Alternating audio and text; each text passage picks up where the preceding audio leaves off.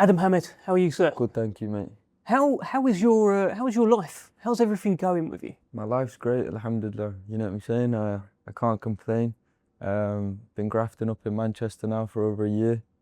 Got the best team in the world behind me, and we're looking to do big things Saturday night. You're 5-0 now, so this is fight number 6 in your career. How do you reflect on the first 5? I think every fight we've got better. I think my last performance was good in Saudi. I've been lucky enough to fight all over the world, really. My first fight was on the first show, so this is like the second coming. You know what I mean? It feels amazing to be on this one. I feel like it's repeating itself, history repeating itself, but it's bigger and better, and it's in my country, so I'm looking forward to it. Can you see the improvements? And are you getting the feedback in the gym that, oh, you did this really well in your 4th fight, and every fight you're doing better and better? Can you feel that? Yeah, even personally, without getting told, I feel like I'm getting better by the day. And just being in the gym with the likes of, Jack Cattrall and Connor Walker and some good kids, it does make you soak it up and learn every day. And obviously Jamie's letting me know what I'm doing right and doing wrong. And each day I'm taking that back home and I'm improving and learning. Well, yeah, you made your debut, as you said, on the undercard of Usyk versus Dubois 1. Now, 2 years later, it's fight number 6 for you. How different are you, not just as a fighter, but as a young man compared to 2 years ago? Yeah, I feel a hell of a lot different as a man. I feel like I filled out. I feel like I've got a bit more confidence behind me, even though I was confident walking into the first fight. So confident, you were dancing. Yeah, I was having a little groove and that, but that's in the blood, I guess. So I'm very, very confident, and coming into this fight, I'm the most confident I've been, just off of what's been happening in the gym and sparring and training. I just feel like I've grown definitely as a boxer and definitely as a man. What I keep hearing about is your graft, and how your graft is actually, it can surprise people because you don't need to be doing this, right? There's something in you telling you to do this, but you're grafting so hard, and people are surprised by this. You've got the natural talent because of what's going through your veins, but you're putting in the work to go with it. Yeah, 100%. I tell myself every day, like, I don't do it because I need to, I do it because I love it, and I feel like that's where the danger comes, you know what I mean? Like, I feel more dangerous knowing that I don't need to do this. I love doing it and I want to do it.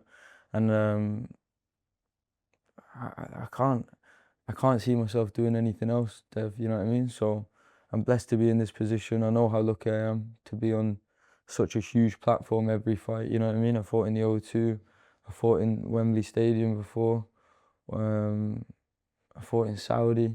I'm beyond blessed, and I thank Frank Warren and George Warren for giving me this opportunity and letting me go out there and dispose of my opponents. It's quite amazing. Your dad obviously has boxed all around the world: Vegas, New York, Dublin, and plenty of places in the UK. Never boxed at Wembley Stadium, so you sort of got one up on him there. You know, after my debut, he said to me, he goes, "You did something that I always wanted to do, which was fight in a stadium, and here I am again doing it for the second time." So I am blessed, and listen, credit to my dad. I feel like I am in this position because of his second name, but without hard work and stuff like that, I don't think I'd be here. So people can say what they want, the doors are open, but I'm the one who's got to walk through them. How important is your family, not just your dad, but your family? I see videos of you training alongside Sammy. He seems to be always by your side. I hear you speak so beautifully about your mother, and your dad is the ever-present, always there as guidance. How important is that kind of unit behind you to push you? Family's everything to us, you know what I mean? So obviously, great support system back home. Mum's amazing. Obviously, a lot of people like bigging up dad all the time, but I've said it before, mum's most important in my eyes. And just working alongside Sammy every day, it pushes me because he's my older brother, you know what I mean? I want to impress him when he watches me spar and stuff like that. I want to show him what I'm about. And then I got my little brother who just turned 19 yesterday, so celebrated his birthday. Means everything to me. Means everything to me, the family. Is it important to you to impress your dad? Is that something that's on your mind? 100%. I feel like everyone wants to impress their dad, but me especially because of what he did in the sport. But right now it's about impressing myself and making myself proud of myself, you know what I mean? And I feel like I am doing that. Does he give you acknowledgement as you go, well done, son, or does he kind of hold back for the big moments?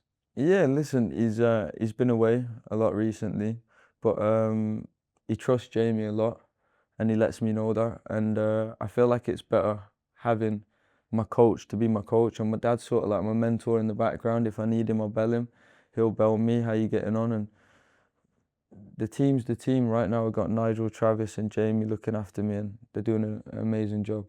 So Wembley Stadium, Saturday night, any nerves? Is it just pure excitement? You're going to dance your way to the ring again? What are we thinking? I feel like, to be honest with you, this is the most confident I've gone into any fight. I'm not gonna sit here and say you don't get nerves, because you do as a man walking in front of, what is it, 89, 90 plus, I've been told. 90 plus, the more the merrier, you Yeah. know what I mean? So I feel like you're gonna get some nerves, but maybe when I'm walking out right now, no, very, very confident, and I've got tunnel vision and I'm looking to do a job, Dev. The stage is sort of set for your razzle and dazzle. Do you think you put on a kind of memorable performance Saturday night? Yeah, definitely. You're looking at fireworks. I'm looking to go out there and take the kid out. Look, one final thing, because I heard I was watching an interview with you, and you were talking about a potential future fight way down the line with Ryan Garcia.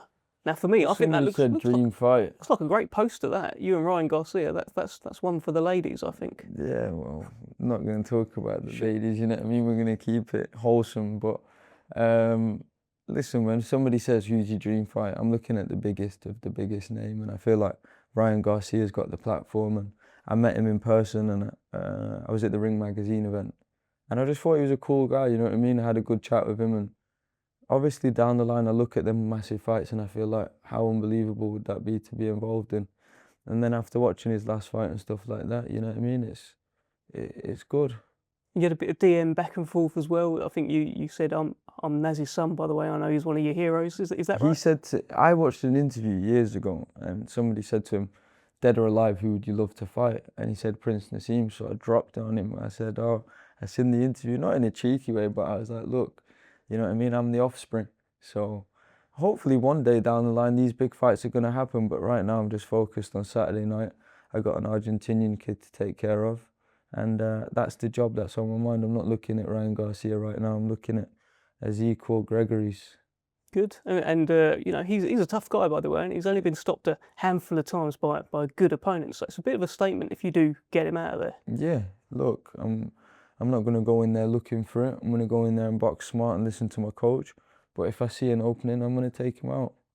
One final thing I want to get you on actually is Campbell Hatton has retired. Now he turned pro under a lot of fanfare.